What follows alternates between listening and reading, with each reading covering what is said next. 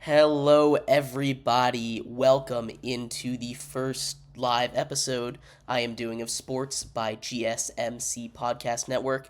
My name is Jeremy Lapidus, your host. Today we have a great show for you today we have a great show for you. We're going to be talking about a lot of big things. First of all, catchers and pitchers have reported to training camp for MLB spring training. We'll talk about some major free agents that still have not signed to a team yet. Talk about where we think they might end up, and how we think their contracts will go. Next, we'll get into a little bit more Super Bowl coverage. Kyle Shanahan had a press conference the other day. We'll do some reactions to that. And there were some big defensive coordinator moves on both teams. Both Steve Wilks and Steve Spagnuolo had some news come their way. We'll go over that. And last but not least, since it is Valentine's Day, happy Valentine's Day, everybody, we will be doing a special Valentine's Day segment for you. But very excited. Remember that if you would like to hop in and get your question to the top of the stream, all you need to do is go to streamelements.com/GSMC Sports Network /tip. Again, that's streamelements.com/GSMC Sports Network /tip. Also, feel free to chat. I will be reading that chat. Love to hear your thoughts on some of the happenings in the sports world today. Without further ado, let's hop right into our first segment. That being MLB free agents. Now I mentioned today, Valentine's Day, is the first day for most teams. Pitchers and catchers have reported, which means we are officially out of the MLB offseason. What an offseason it was. Now there's still a couple major pieces that need to fall into place. We have guys like Matt Chapman. We have guys like Blake Snell, Cy Young winner, that still have not been signed. And there's a bunch of teams out there that could really use some of these major free agents. So we will dive deep, take a look at some of those teams that I think could really benefit from getting some of those guys. And let's start just off with Matt Chapman here. Matt Chapman had a down year by his standards, but he's still a Gold Glove caliber third baseman. He had a hot start and kind of fell off a cliff, I guess, is not the best way to put it, but he did kind of fall off a cliff there after the beginning of the season, but he still had a productive season, putting up 4 wins above replacement. And adding a guy like him on a contending team could do a lot for you. You look at a team like the Marlins, a team that had a lot of holes on offense. Right now they have Jake Berger there at third base, and nothing against Jake Berger. He's a very solid player, but if you can make this upgrade, especially with where the Marlins are, they've lost a couple bats, and bats were their weakness. They lost Jorge Soler, who just signed with the Giants yesterday, I believe. You need more offense, and Matt Chapman, along with the offense, can play that aforementioned Gold Glove caliber defense, which is huge. Defense is a really undervalued thing in the MLB nowadays. You take a look at the Cardinals for all their seemingly out-of-nowhere runs. It's because their defense has been so solid. They took a step back last season after losing Yadier Molina, but that defense is what propelled them to be so successful for so long. And defense is such a major part of baseball. It just isn't talked about. And Matt Chapman is one of the best in the entire league at third base at that. So we look at a team like the Marlins that could use an upgrade, that could use the offense, and you wonder, are they willing to make a push? They made the postseason the last year, uh, but they fell short in that wild card round. Going from a team, and their strength has been pitching. They have one of the most complete pitching rotations in the entire MLB. Obviously, assuming health. But adding Matt Chapman to that, I think that'd be a really good fit, and that's my favorite place for him to go. Some other teams that I had marked down, the Mets. I know they really like Beatty, but the Mets are a team that want to compete. Steve Cohen has shown no reservations in spending money, spending lots of it in that to get what he wants, to win championships. You've seen what he's done over the last couple off seasons, paying Max Scherzer more than an entire roster, him by himself. You go get Verlander, both of whom are off the team now after a disastrous 2023 campaign for the Mets. But you add Matt Chapman to that team. Again, his strengths, he's going to fit well on a contending team that could really use that boost. He's not going to hit at the top of the lineup. He has that top of the lineup ability, but he's a little bit past his prime offensively. He's more likely going to hit in that middle of the order, more likely going to hit and give you that Gold Glove defense that would be huge for them. Another team that really stuck out to me was the Brewers, a team similar to the Marlins in the fact that their pitching. Now, I know they lost Corbin Burns this offseason to the Orioles, but their pitching has always carried them.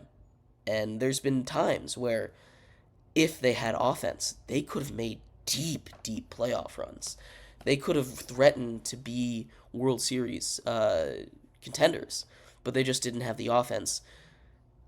Adding a guy like Matt Chapman at the hot corner for them, I think him on either the Marlins or the Brewers would be huge. Now, he could always go back to the Blue Jays.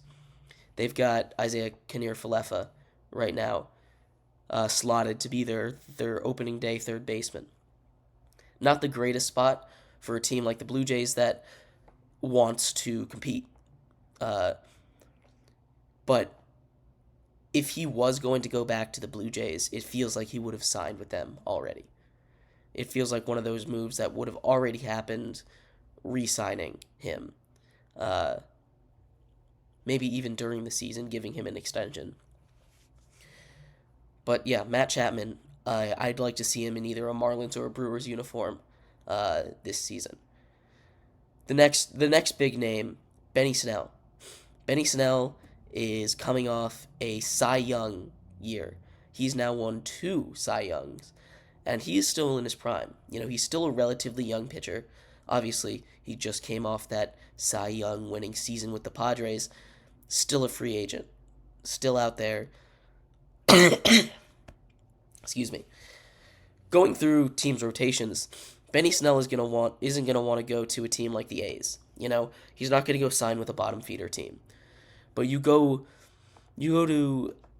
I've seen a couple out there to the Nationals. Now, I don't think the Nationals are going to make a move.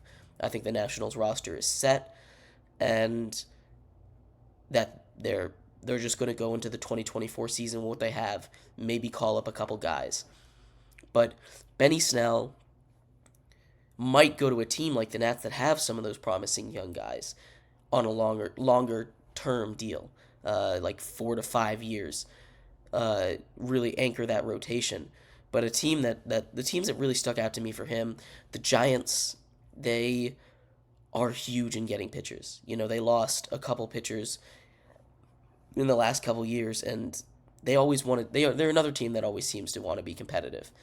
The Braves never seem to have enough pitchers. They went out and they got Chris Sale this offseason, and they got him for cheap.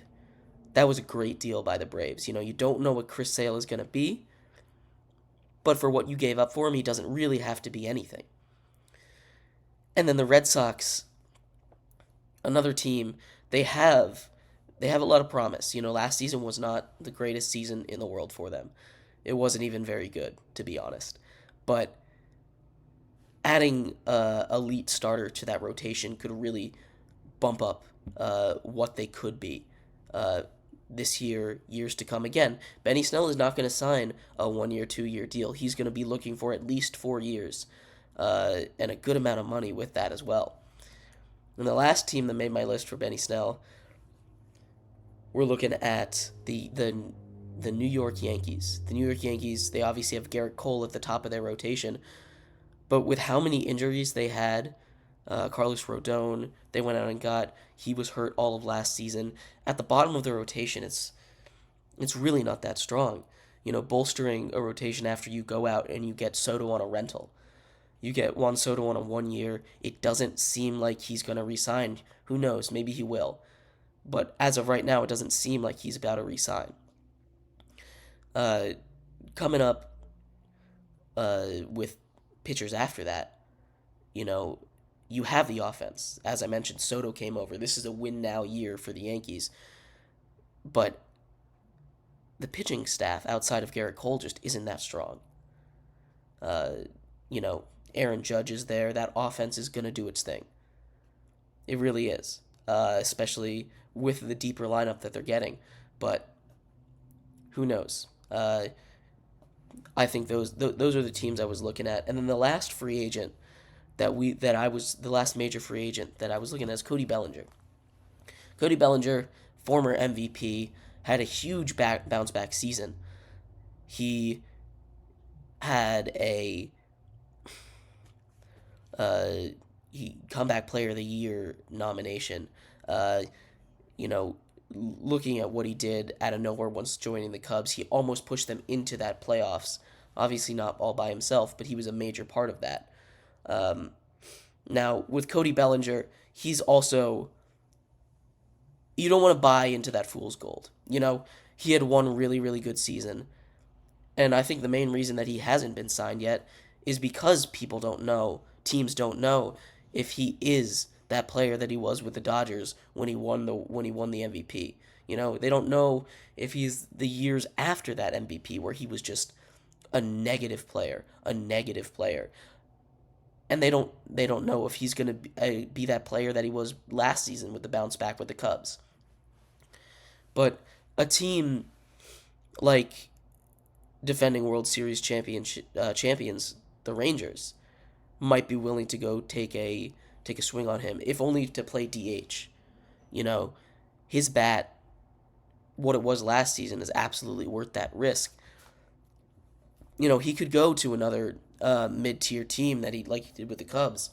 A team like the Angels or, again, the Marlins on this list. They really need some more offense if they would like to be competitive this season, especially in the NL East with the Braves and the Mets after they've reloaded. But the White Sox to a certain extent as well. The White Sox are one of those teams that seemingly everything has just gone wrong for them over the last years or two. You had this stacked team, this stacked roster with all these all-star players in 2020, and then everything fell off a cliff. Everything kind of fell off a cliff there. And you never know when it's going to turn around, but adding a bat like Cody Bellinger, that might make a huge difference in a division that's really up for grabs. That AL Central, there's no clear front runner. The Guardians probably should be, but they're really not. You don't know what the Twins are going to be. They're so up and down with health. And the Royals made a couple big moves. This division really is up for grabs. So I'm excited to see that race. But those were some of the major free agents. We will cover a lot more of the MLB. Like I said, pitchers and catchers reported today.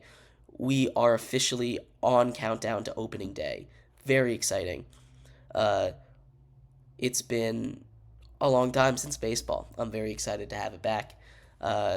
Keep an eye on spring training. There's a lot of stuff going on. But I'm curious if anybody would like to say something in the chat here. What is your...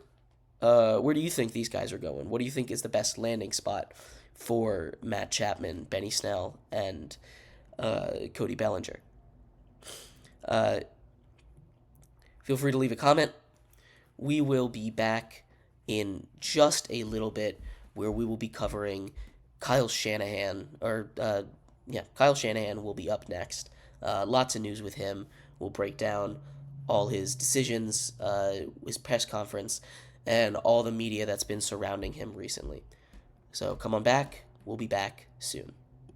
I feel like I'm losing my mind. Is everybody in the world blind? Please, Lord, give me a sign, a sign. I feel like I'm losing my mind. Is everybody in the world blind? Please, Lord, give me a sign, a sign. I wanna be the greatest. Everybody on the fake shit. I look around and feel like everybody is the fakest. I make this every day and I'm impatient. Hoping one day I blow up from the basement. Statement, the top is so vacant. I don't hear shit that I think is amazing. Waiting for my day when I'm playing. Sold out shows with 1,000 faces. Hey, give me that crown. Get in my way and to be put down. It ain't replaced all this my town. If I want that shit, then I'll get it right now. I'm losing it. The noose it fits. I'm losing shit. A stupid myth. You choose to live or choose to dip. You choose to fight or lose your grip and lose a gift. Oh. I feel like I'm losing my mind. Is everybody in the world blind? Please, Lord, give me a sign, a sign. I feel like I'm losing my mind. Is everybody in the world blind? All right, welcome back, everybody. Thank you for sticking around.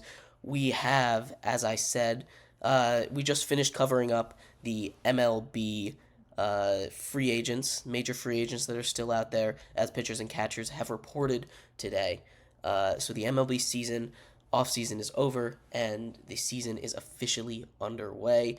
We are going to get into some Super Bowl coaching moves that happened.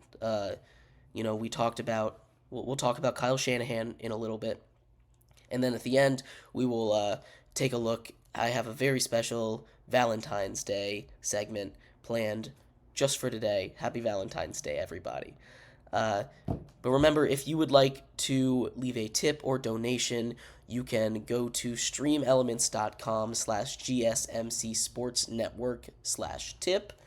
Again, that's streamelements.com/gsmcsportsnetwork/tip. You can leave a note with your tip. It will jump right to the front of the screen.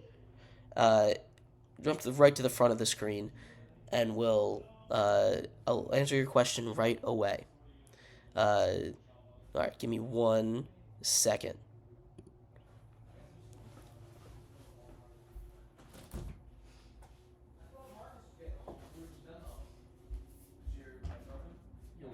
I'm doing a show real quick. Can we be a little bit quieter? Sorry about that. Thank you.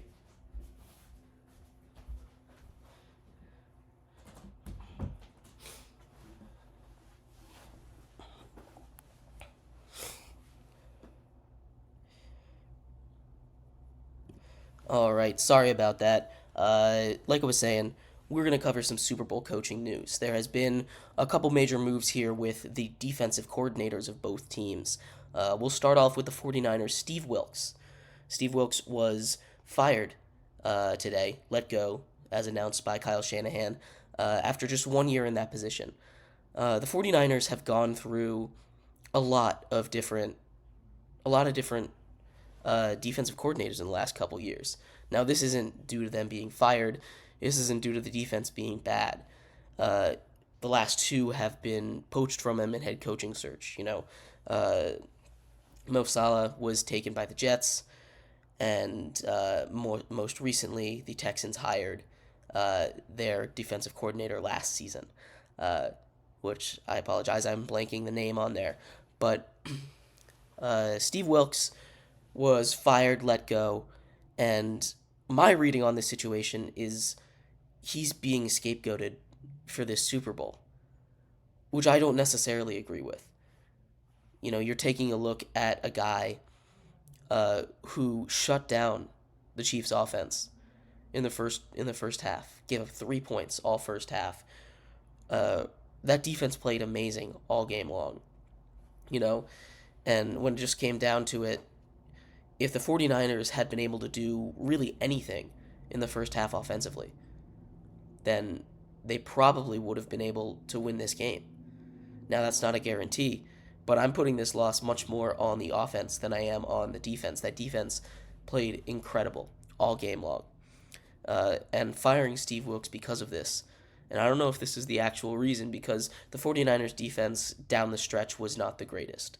They weren't that elite defense that they had been for the entire first half of the season. They weren't that best defense in the league that they were at the beginning. They were still really good, though. This is a defense that barely blitzes and is still able to get a lot of pressure on the quarterback. And now that's due to their high-end talent, but it's also due to coaching. Steve Wilkes did an incredible job with them, and he'll probably get another job. It's a little late in the cycle to go somewhere else. But Steve Wilkes is officially no longer the 49ers defensive coordinator. On the other side of the field, Steve Spagnuolo, who was getting a lot of praise all in the 2 weeks leading up to the Super Bowl, lived up to it. We talked about that 49ers defense playing phenomenal. The Chiefs defense played incredible as well. They were able to stop the 49ers offense from doing anything. As much as Patrick Mahomes won that game, the defense was the only reason that they had a chance for Patrick Mahomes to win that game. And having him put up, and because of what they did, and having that defense do what they did all season long, top 5 total defense in the league, he was able to get an extension. And Steve Spagnuolo has been doing this for a long time. He won a Super Bowl with the Giants being a defensive coordinator. He's been a head coach in the past. He didn't get any interviews in this last cycle, but his name might be in consideration coming up in the next coaching cycle. Now, excuse me. I apologize. I'm getting over a cold right now, but where was I?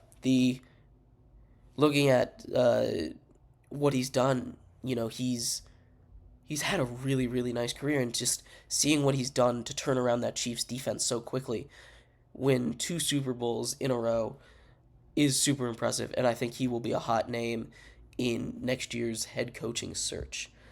Along those same lines, we talk about Kyle Shanahan press conference. There were talks of him being not being able to win the big game. There were questions asked, and he came out and he said, it's not that we can't win the big game, because to get to the Super Bowl, we have won a lot of big games. Paraphrasing there. And he's not wrong. Getting to the Super Bowl is a feat on its own. But when you're as good as the 49ers are, when you're as good as the 49ers have been for a long time, dating back to before Kyle Shanahan even, especially in the Kyle Shanahan era, but dating back to before them when Harbaugh was there as their coach, they've been really good for a really long time. And what do they have to show for it? How many Super Bowls have they won in the last 15 years? It's none. They've come so close so many times.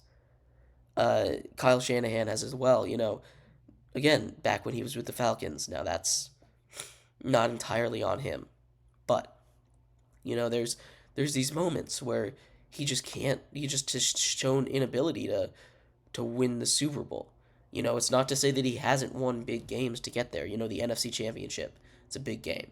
Any playoff game is a big game. But the bigger the game, the bigger the moment. The Super Bowl is the biggest game, the biggest moment. And you can't just sit there and say, what do you mean we can't win big games when you haven't shown the ability to win the Super Bowl, when you've struggled to get past a couple teams in Aaron Rodgers in the NFC Championship a bunch of times, when you've struggled to win that Super Bowl for the longest time with a team as talented as them. And that's a lot on coaching. There were a lot of mistakes. A lot of mistakes made, a lot of great coaching decisions made. But there were also a lot of mistakes. And to come out and just say, no, you're wrong, we can win the big game, you have to prove it. You have to prove that you can go out and you can win the big game. You have to prove that you can compete with Patrick Mahomes. You know, only 2 quarterbacks have ever been able to beat Patrick Mahomes. Tom Brady in the playoffs, excuse me. Tom Brady and Joe Burrow. You know, the Bengals and the Bucks were able to beat them. But outside of that, no one has. So it's no tough task going up against them. But being able to hold a lead is really the big thing. In every single one of these games, you've had a 10-point lead at least. 4 years ago, you had that lead and you choked it away. This year was a lot less of what you would call a choke job than in years past, but giving up multiple possession leads, double-digit leads in every single Super Bowl you've been to really is not a good sign. And before you can get on top of it and say, this is not true, you need to be able to prove it. Now, the 49ers are good enough. They have another year with Brock Purdy on this cheap contract where they can make another run, keep this team together. But how much longer is their window really going to be open? We talk about all the time how short a true Super Bowl contending window is. You have to capitalize on your chances because you're not going to get that many chances. You have to capitalize on your chances because the games are big getting there. It's hard to win in the NFL. That's why what the Chiefs are doing is so insane. It's why it's why no team has ever won 3 in a row. What the Chiefs are trying to do here. But with a roster as stacked as the 49ers are, they'll get another chance. They have the ability to have another chance. They have the skill players, the coach, the staff. Kyle Shanahan is not a bad coach by any stretch. He's one of the best coaches in the whole league right now. But at some point, you have to win the game. And we'll talk a little bit more about Kyle Shanahan coming up in the next segment. But there are some similarities here between him and Andy Reid with the Eagles that I'm picking up on. And we'll break that down a little deeper. But,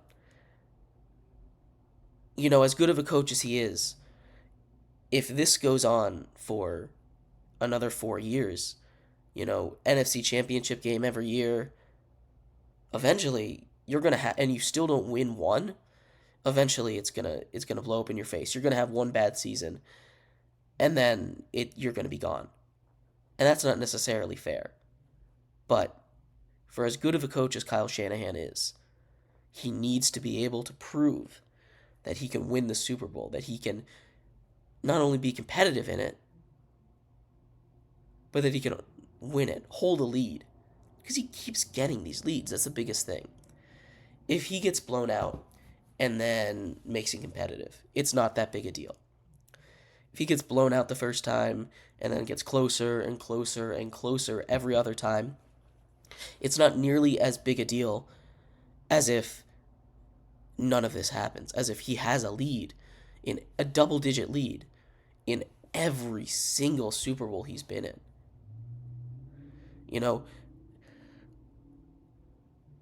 it's one of those things that at some point you have to start questioning, and it's not now. But firing Steve Wilkes seems kind of like a panic button move, especially after that press conference. It feels like he needed someone to take the blame, and Steve Wilkes was that guy, unfortunately. Now, he'll find he'll find a job somewhere else. He will. Steve Wilkes is an amazing coach. You saw what he did with the Panthers last year in the interim. He made them a good team. And we saw how good the Panthers were this season. So he'll get another shot somewhere. But it just feels like a scapegoat move to fire him right now. I don't know what you guys think. If you guys have any comments or questions about this, feel free to leave a comment. Let me know what you think here in the YouTube chat. Yeah. But next segment and the segment after that, we have a very special Valentine's Day segment coming up. I'm very excited for it. And in the next segment, we will be breaking down the first NFL mock drafts. And yeah, we'll be back in just a little bit. Stay tuned.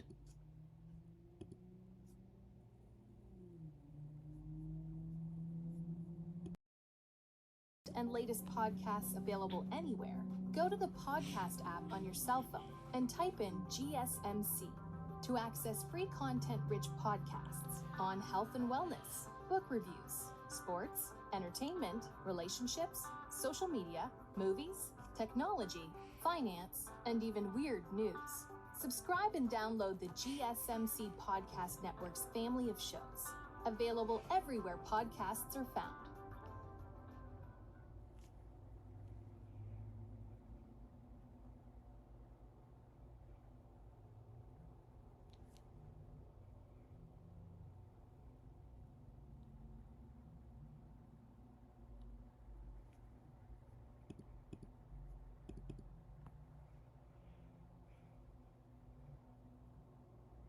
For the best and latest podcasts available anywhere, go to the podcast app on your cell phone and type in GSMC to access free content-rich podcasts on health and wellness, book reviews, sports, entertainment, relationships, social media, movies, technology, finance, and even weird news. Subscribe and download the GSMC Podcast Network's family of shows, available everywhere podcasts are found. Hello, everybody. Welcome back to Sports by GSMC Podcast Network. I'm your host, Jeremy Lapidus. Welcome back. Thank you for tuning in to the show. Remember that if you would like to leave a tip or donation here for us, your comment and question can jump right to the top of the screen. All that you need to do is go to streamelements.com/GSMC/sportsnetwork/tip. Again, streamelements.com/GSMC/sportsnetwork/tip. We just finished talking about, in the first segment, the MLB free agents that are still out there, some of the major ones. And we just finished talking about some of the coaching news that came out about the San Francisco 49ers and the Kansas City Chiefs. But I want to dig a little deeper into Kyle Shanahan in this segment. We kind of did a surface brush with him in that last segment, covering his press conference a little bit. But the big story here, again, out of that press conference has been his inability to win the Super Bowl. And his opponent in the Super Bowl this year was Andy Reid. Now, you look at Andy Reid on the Kansas City Chiefs, and you say there's no similarities there. There's no track record of failure. Ever since Patrick Mahomes got there, he's been so successful at winning the game. But there was time, not that long ago, just 5-6 short years ago, that Andy Reid had this label of being unable to win that big game, unable to win that Super Bowl. And it's because of his time in Philadelphia. The Eagles, he coached them from 1999 to 2012. He had just 3 losing seasons. His last season, his first season and then a random 6-10 season in 2005. He was so successful in Philadelphia, and yet in those 13 years that he had with the Eagles, he didn't win. He made one Super Bowl. That's it. And that's not to say that he didn't make the playoffs. He made it to the NFC Championship game four times, 3 times in a row. He won a playoff game in 5 straight years. He made the playoffs almost every single season, all but 1, 2, 3, 4, all but 5 times. He had a track record of amazing success with amazing teams. And yet he was unable to win that big one. And that's what ultimately got him fired. Now, the 4-12 season at the end didn't help. But this is what we're talking about with Kyle Shanahan. His leash, he's got a long leash left. He really does. But when you're looking at what he's done with the 49ers, how successful he's been, and then you look at Andy Reid's career arc, and you see how successful he has been his entire career, there's no doubt that these are 2 of the best coaches in the league right now. Andy Reid is in conversation for one of the greatest coaches of all time. These coaches are incredible. These coaches have had so much success. But if you look at their early careers, it's very similar. Lots of wins. Lots of playoff success. Unable to win that big game. And it's a shame.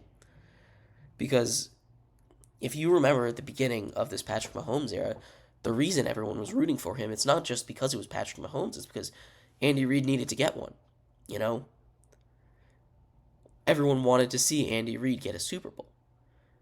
And now he's won 3, 2 in a row.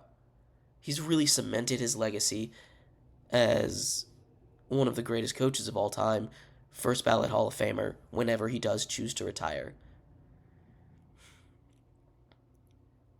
In conversation for the greatest offensive minds of our era.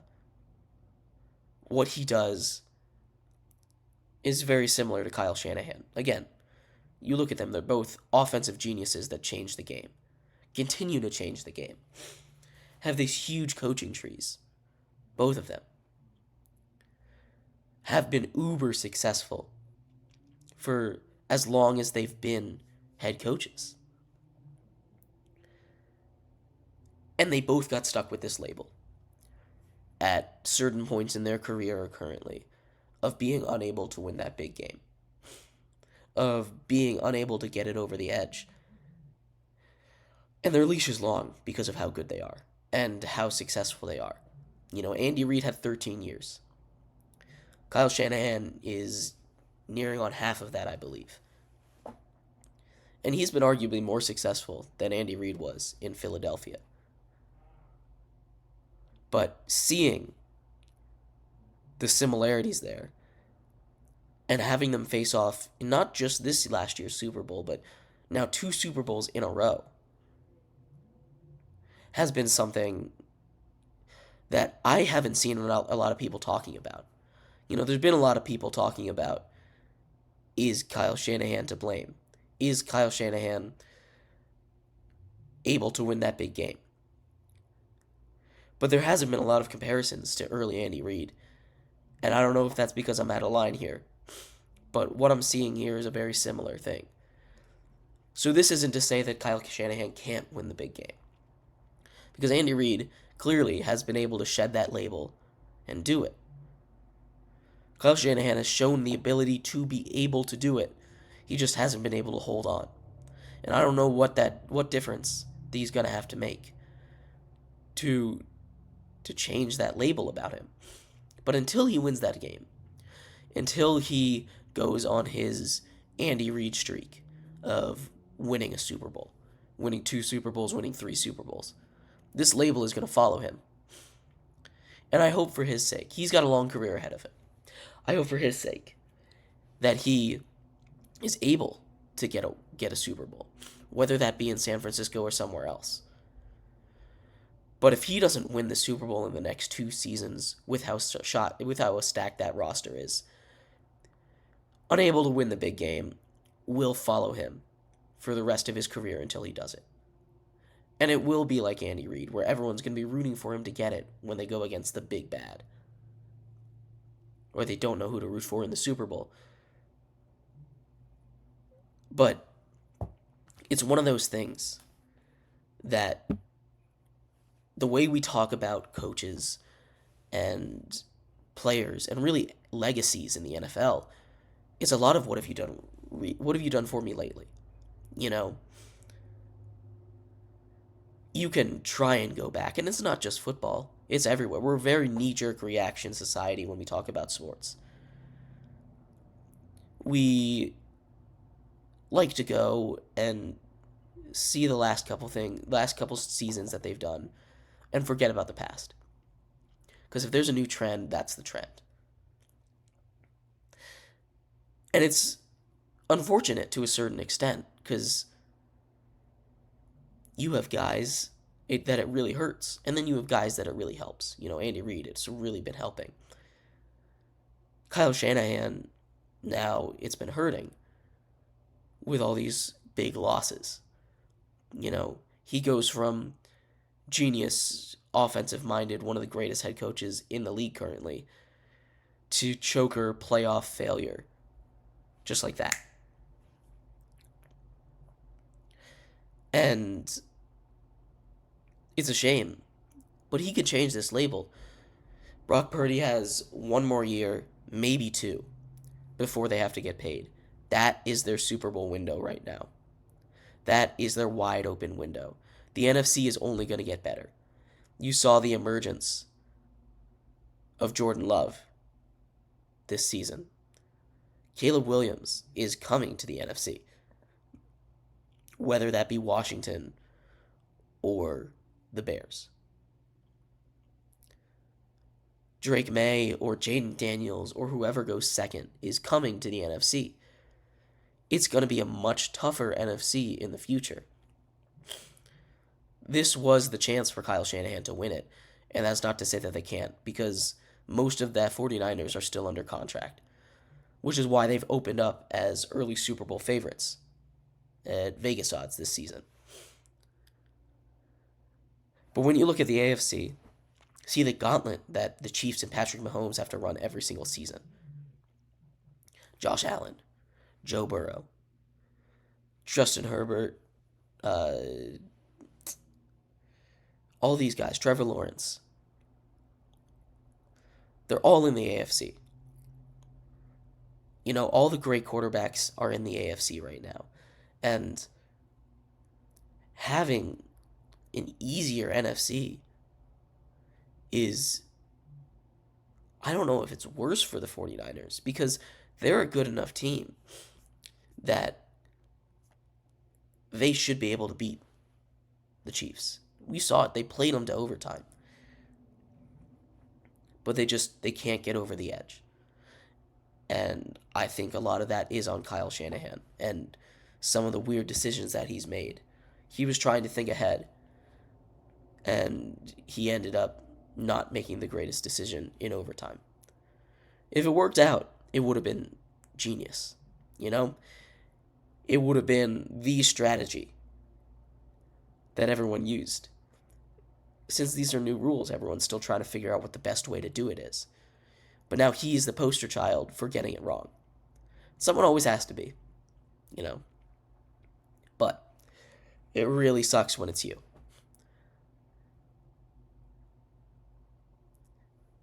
So I believe that Kyle Shanahan will eventually win a Super Bowl. I do. He's one of those coaches that just will eventually. He's one of those coaches that is talented enough and creative enough to do it. He is very Andy Reid-esque.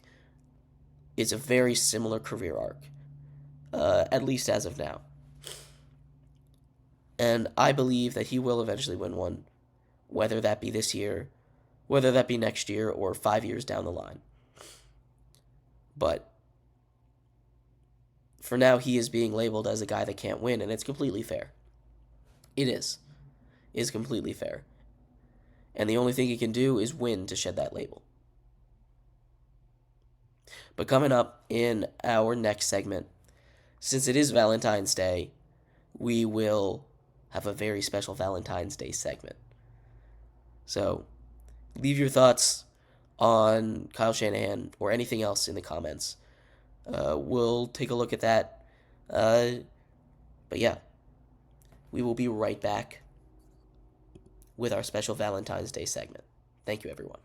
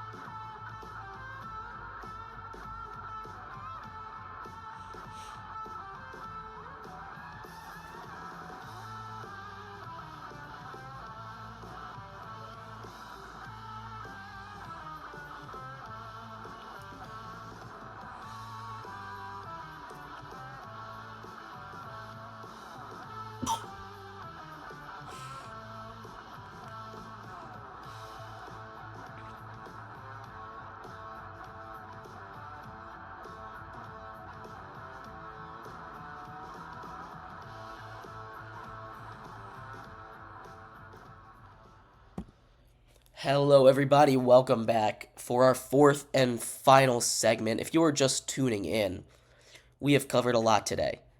We have covered MLB free agency, some of the major players that are still left, as pitchers and catchers report for the majority of teams either today or tomorrow. We did a deep dive into Kyle Shanahan, and we talked about some of the coaching news coming out of the 49ers and the Chiefs. But since it is Valentine's Day today, we have a very special Valentine's Day segment. Now, if you are feeling like you want to give, out of the love in your heart, you can leave a tip or donation at streamelements.com/gsmcsportsnetwork/tip. Leave a note with it. It'll come up on the screen right on the bottom. Scroll along. I will respond to you immediately. You can skip the line in the chat. Again, streamelements.com/gsmcsportsnetwork/tip if you would like to have your message heard. Now, this special Valentine's Day segment, it's all about love, Valentine's Day. It's all about spending it with the people we love, and we love sports here. Sports are some of the most important things, as have been part of some of the most important memories for a lot of people. A lot of me especially, a lot of people that I know, bonding over sports, making lifelong friends, enemies. All of it comes from love. We love sports. And as much as we talk negatively about things, because we do, we constantly talk negative about sports. We do it all the time.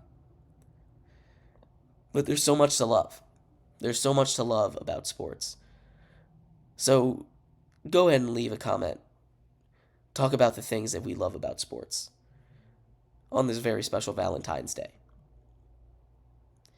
But some of the things that make sports special, you go back to why we love sports.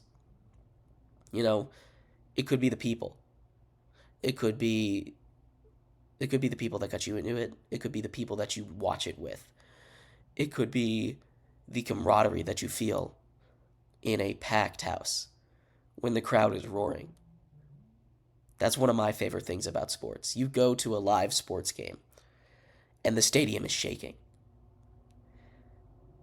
and you're there, and you take it all in. You take a deep breath, and you feel the vibrations of the stadium all around you. The roar of the crowd in huge moments is one of the most beautiful things to be a part of. And I've been lucky enough to experience a lot of that. As a student here at James Madison University, we had college game day come to town. I was up in the broadcast booth giving live stats to the play-by-play. And in between overtime and on that final drive to send it to overtime, the box was shaking, literally shaking. The crowd was so raucous. It was one of the most intense sporting moments I've ever experienced live. You know, pure excitement. There's so much happening in the world nowadays when you can just turn it all off and feel thousands of people, all there for the same reasons, all in having such a great time. And they all come together in unison to form that roar. That's one of the most special things you can experience. You know, it doesn't have to be a scream. It can be a chant. You know, there was that moment in the Michigan-Ohio State game earlier this season where a player got hurt. And the entire crowd started chanting. Unprompted. It's beautiful. It really is. Being in a crowd at a sports game is one of the most magical things when it's unified and loud.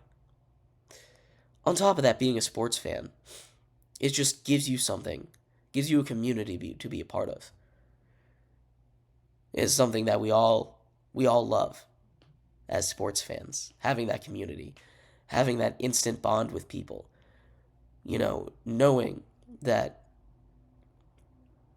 you can always have these conversations, you can always fall back on something and make strong bonds with people over this.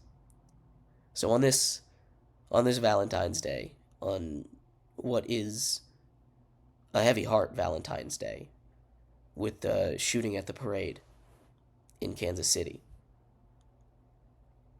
let's think about, first of all, the ones that we lost there. 1 dead, 10 injured, 3 in critical condition, including children. It's a tragedy.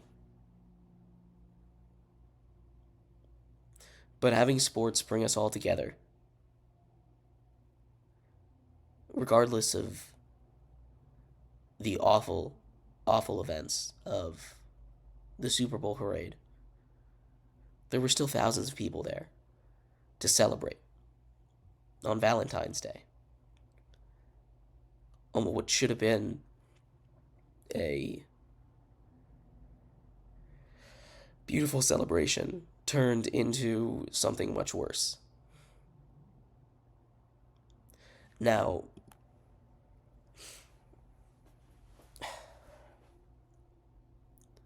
there's more to sports than the crowd, obviously. There's these incredible connections. It's like going to battle with your teammates. When you feel that connection, when you go out there on that field, it's something special. It's a close-knit group that you give your all for. And there's not a lot of things out there that you can, that you can universally say do that. Sports is one of them. It's not all peaches and rainbows and dandelions, but there's always heart there. And isn't that, at the end of the day, why we all come together, gather around the TV, Super Bowl Sunday, gather around with our friends, go to a sports bar, and experience these moments together. Sports is one of the few things that brings everyone together, regardless of if they're sports fans or not. And that's one of those things that is so special about it. It's one of those things that is hard to replicate elsewhere. Brings a whole world together in things like the Olympics.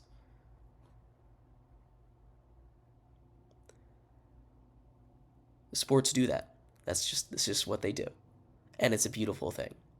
So on this Valentine's Day, I hope you enjoy, spend time with your loved ones, and tune back in tomorrow, or Friday, I guess, for Sports by GSMC Podcast Network. I've been your host, Jeremy Lapidus. Thank you, everyone, for tuning in. You can find our socials at GSMC Sports Network everywhere except for Twitter when it's GSMC Sports. These clips will be up on YouTube. Go ahead and check them out. If you would like to, in future streams or even now, give a tip, go to streamelements.com/GSMC Sports Network/tip. I've been your host, Jeremy Lapidus. I appreciate everybody for showing up, listening. I will see you in the next show. Bye-bye.